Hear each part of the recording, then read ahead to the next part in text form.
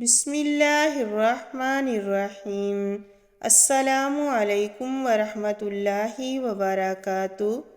حضرت عقبہ بن عامر رضی اللہ تعالیٰ عنہ بیان کرتے ہیں، رسول اللہ صلی اللہ علیہ وسلم نے فرمایا،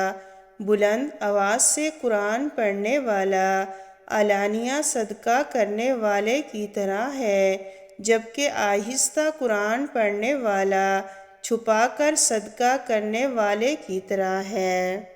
حضرت عائشہ رضی اللہ تعالی عنہا بیان کرتی ہیں، رسول اللہ صلی اللہ علیہ وسلم نے کوئی کام کیا، پھر آپ نے اس میں رخصت دے دی تو کچھ لوگوں نے رخصت کو قبول کرنے سے اجتناب کیا۔ پس رسول اللہ صلی اللہ علیہ وسلم کو اس بارے میں پتہ چلا تو آپ صلی اللہ علیہ وسلم نے خطبہ ارشاد فرمایا، اللہ کی حمد بیان کی، پھر فرمایا، لوگوں کو کیا ہو گیا ہے کہ جو کام میں کرتا ہوں وہ اس سے دور رہتے ہیں، اللہ کی قسم میں اللہ کے متعلق ان سے زیادہ جانتا ہوں۔ حضرت عائشہ رضی اللہ تعالی عنہا بیان کرتی ہیں، رسول اللہ صلی اللہ علیہ وسلم نے فرمایا، تم میں سے بہتر وہ ہے جو اپنے گھر والوں کے لیے بہتر ہے،